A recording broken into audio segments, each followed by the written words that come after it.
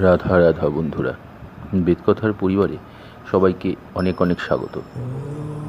বন্ধুরা, আজ আমি যেই বিষয় নিয়ে আলোচনা করতে এসেছি বা যেই তথ্য নিয়ে আলোচনা করতে এসেছি সেটি একটি অন্যরকম।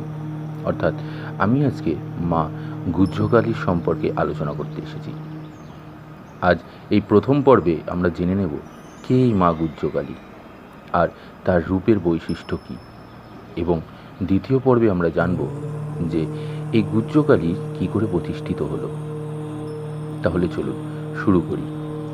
মা গুহ্যকালী তিনি আগালি হিন্দু দেবীর কালীর একটি বিশেষ রূপ। দেবী ভাগবত পুরাণ অনুসারে তিনি দেবী শতাক্ষীর শরীর থেকে উৎপন্না অন্যতম মহাশক্তি। কোনো কোনো সাধক এই রূপে কালীর আরাধনা করে থাকে, তবে গৃহস্থের নিকট এই রূপ অপ্রকাশ্য। গুহ্যকালীর এক অতি ভয়ঙ্করী রূপ। এই রূপ কালীর প্রচলিত রূপের চেয়ে অনেকটাই পৃথক। গুহ্যকালী দ্বিভুজা, সর্বভূষিতা ও খড়গহস্তা। তাকে সূর্যকালী নামেও অভিহিত করা হয়। পশ্চিমবঙ্গের বীরভূম জেলার রামপুরহাট মহকুমার অন্তপাতি আকালিপুর গ্রামে দেবী কালীর একটি বিখ্যাত মন্দির বিদ্যমান।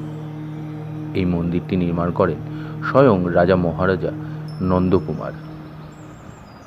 দেবী গুহ্যকালী ধ্যান ও মন্ত্রে তার যে মূর্তিটি বর্ণিত হয়েছে তা নিম্নরূপ হল: গুহ্যকালী গাত্রবর্ণ গাঢ় মেঘের মতো। তিনি লোল জিহ্বা ও দ্বিভুজা, গলায় 50টি নরমুণ্ডের মালা, কোটিতে ক্ষুদ্র কৃষ্ণবর্গ, স্কন্ধে নাগযোগ পবিত্র, মস্তকে জটা ও অর্ধচন্দ্র, কর্ণে সবদেহরূপী অলঙ্কার, হাস্যযুক্তা, চতুর্দিকে নাগফণা দ্বারা বেষ্টিতা ও নাগাসনে উপবিষ্টা। বাম কঙ্কণে তক্ষক সর্পরাজ ও দক্ষিণ কঙ্কণে অনন্ত নাগরাজ। বামে বৎসরূপী শিব, নেবী নবরত্নাভূষিতা।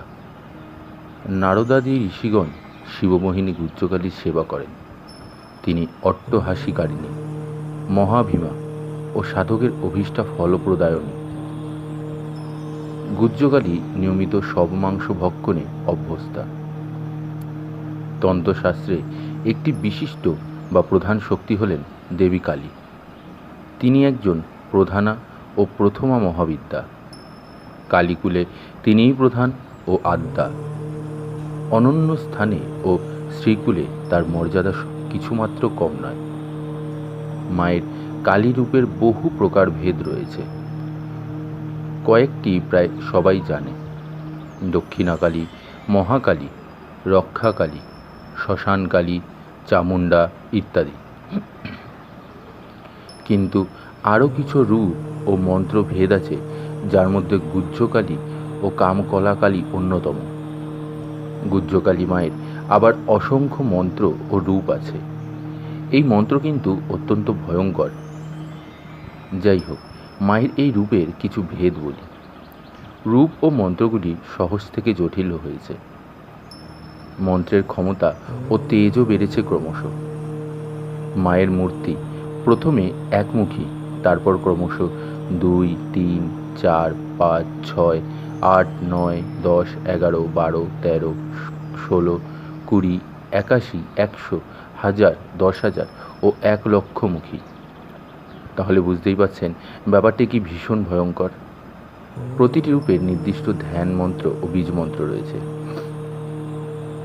একমুখী রূপটিকে উপাসনা করেছিলেন ব্রহ্মা, 2মুখী উপাসক কামদেব, 3মুখীর উপাসক বরুণদেব, 4মুখীর উপাসক অগ্নিদেব, 5মুখীর উপাসীয় দেবতাদের মাতা অদিতি, 6মুখীর উপাসক ইন্দ্রপত্নী শচী দেবী, 8মুখীর উপাসক দৈত্যরাজারা, 9মুখীর উপাসক যম।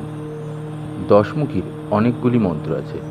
তাদের উপাসনা করেছিলেন মহাবিষ্ণু, ইন্দ্র, রাম, ভরত, রাবণ, মহর্ষি চ্যবন, বশিষ্ঠ, হারিত, জাবাল প্রজাপতিরা। রাম রাবণের যুদ্ধের গল্পগুলি যাদের বিভিন্ন পুরাণ হাতে পড়া, তারা জানবেন এই মন্ত্রের কী প্রভাব ছিল যুদ্ধে। 11মুখীর উপাসক রুদ্রদেব, বারোমুখীর উপাসক দেবী মহাকালী নিজেই, 13মুখীর উপাসক বিশ্বদেবরা, 16মুখীর উপাসক সিদ্ধলোকের সিদ্ধগণ, 20 মুখের উপাসক কিন্নররা, 81 মুখের উপাসক সপ্তর্ষির 7 জন, শতমুখীর উপাসক ছিলেন হিরণ্যকশিপু, অযুতমুখীর উপাসক কালাগ্নি রুদ্র, লক্ষমুখীর উপাসক স্বচ্ছন্দ ভৈরব নিজেই। দেবতারা তাদের ক্ষমতা লাভ করেছিলেন ওই নির্দিষ্ট মন্ত্রসিদ্ধির জেরে, কিন্তু একটু লক্ষ্য করে দেখবেন এর মধ্যে কয়েকজন বিষ্ণুর হাতে নিহত হয়েছেন। এখানেও রহস্য আছে। বর্তমান যুগে এই রূপের অর্থাৎ আকালিপুরের মন্দির প্রতিষ্ঠার পরপরই রাজা নিহত হয়েছিলেন ইংরেজদের হাতে। সম্ভবত এই মন্ত্র এত ভয়ঙ্কর যে সামান্য ত্রুটি আকস্মিক মৃত্যুও ডেকে আনে। বন্ধুরা, এই ছিল গুহ্যকালী মায়ের রূপের সম্পূর্ণ তথ্য। আগামী পর্বে আমরা জানব এই গুহ্যকালী মায়ের প্রতিষ্ঠা কী করে হয়েছিল। আজ এখানেই শেষ করছি বন্ধুরা। তথ্যটি ভালো লাগলে অবশ্যই আমাদের চ্যানেলটি সাবস্ক্রাইব করে ফেসবুক পেজটি ফলো করে আমাদের পাশে থাকবেন। সবাই ভালো থাকবেন এবং সুস্থ থাকবেন। আর কমেন্টে রাধা রাধা লিখে যাবেন। রাধা রাধা।